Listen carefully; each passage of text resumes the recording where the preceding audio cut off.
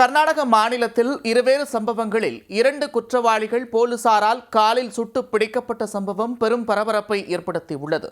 சம்பவம் செய்ய முயன்ற குற்றவாளிகளுக்கு போலீசார் கொடுத்த ட்ரீட்மெண்டின் பின்னணி என்ன? கர்நாடக மாநிலம் கதக் பகுதியைச் சேர்ந்தவர் 38 வயதான சஞ்சய் கோபால்.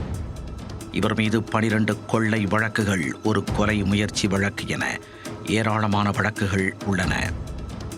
கதக், பாகல்கோட்டை, ஹூப்ளி உள்ளிட்ட பல்வேறு மாவட்ட காவல் நிலையங்களில் இவர் மீது வழக்குகள் நிலுவையில் உள்ளன. இந்நிலையில் கடந்த ஜூலை 3ஆம் தேதி கனகினஹாலை சாலையில் நின்று கொண்டிருந்த நபர் ஒருவரிடம் தான் ஒரு போலீஸ் அதிகாரி என கூறிய சஞ்சய் மிரட்டியுள்ளார். அவர் அணிந்திருந்த தங்க நகைகளை பறித்துக் கொண்ட அவர் அந்த நபரை தாக்கிவிட்டு தப்பிச் சென்றுள்ளார். இதுகுறித்து வழக்கு பதிவு செய்த கதக் போலீசார் சஞ்சயை அதிரடியாக கைது செய்து விசாரித்து வந்தனர். அப்போது சம்பவம் நடந்த இடத்திற்கு அவரை அழைத்துச் சென்ற போலீசார் குற்றம் எப்படி நடந்தது என்பது குறித்து நடித்து காண்பிக்கச் செய்து அதனை பதிவு செய்தனர். அப்போது சற்றும் எதிர்பாராத வகையில் சஞ்சய் தப்பி ஓட முயன்றுள்ளார்.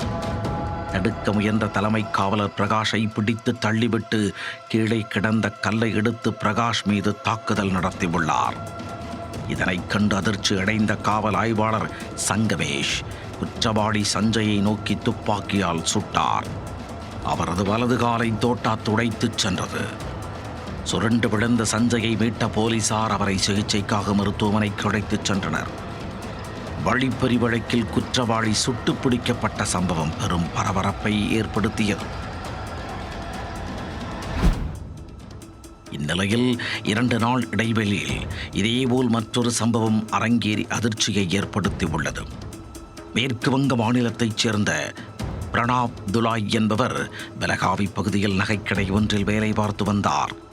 கடந்த மாதம் சொந்த ஊருக்கு ரயிலில் செல்வதற்காக பெலகாவி சவுந்தட்டியில் இருந்து ஹூப்பள்ளிக்கு பேருந்தில் சென்றார் பிரணாப். ராணி சென்னம்மா சர்க்கிளில் இறங்கிய அவர் அங்கிருந்த ரயில் நிலையத்திற்கு ஆட்டோவில் சென்றிருக்கிறார். அப்போது பிரணாப்பிடம் ஆட்டோ டிரைவர் அருண் நைசாக பேச்சு கொடுத்தார். தனக்கு தெரிந்த லாட்ஜ் ஒன்று உள்ளதாகவும் அங்கு குறைந்த செலவில் பெண்களுடன் உல்லாசமாக இருக்கலாம் என்றும் ஆசை காட்டியுள்ளார் அருண். பிரணாப்பும் அதற்கு சம்மதம் தெரிவிக்க அவரை அழைத்து கொண்டு ஆள் நடமாட்டம் இல்லாத காட்டுப்பகுதிக்கு அழைத்துச் சென்றுள்ளார் ஆட்டோ டிரைவர் அருண். அங்கு அருணின் கூட்டாளிகள் ஏற்கனவே காத்திருந்த நிலையில் அவர்கள் ஆட்டோவில் வந்த பிரணாப்பை சரமாரியாக தாக்கியுள்ளனர்.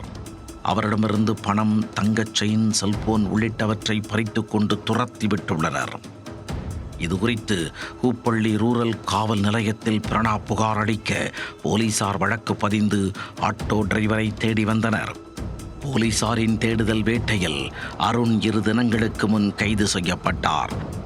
விசாரணையில் கார்பார் சாலையில் காலி நிலத்தில் தங்கச் சங்கிலியை புதைத்து வைத்திருப்பதாக போலீசாரிடம் வாக்குமூலம் அளித்துள்ளார்.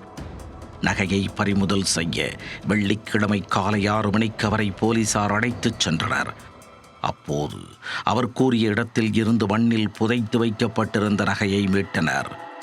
அதே சமயம் திடீரென மண்ணில் புதைத்து வைத்திருந்த கத்தியை எடுத்து காவலர் ஒருவரை அருண் வெட்டி தாக்கியுள்ளார். இதனால் காவலரின் வலது கையில் காயம் ஏற்பட்டது. கத்தியுடன் அங்கிருந்து தப்ப முயன்ற அருணை எஸ்பி ஹூகர் வானத்தை நோக்கி தனது துப்பாக்கியால் ஒரு ரவுண்ட் சுட்டு சரணடையும்படி எச்சரித்தார். அதனை காதில் வாங்காமல் தப்பித்து ஓட முயன்ற அருணின் வலது காலில் சுட்டதில் அவர் சுரண்டு விழுந்தார். அவரை பிடித்த போலீசார் ஹூப்பள்ளி கிம்ஸ் மருத்துவமனைக்கு கொண்டு சென்றனர்.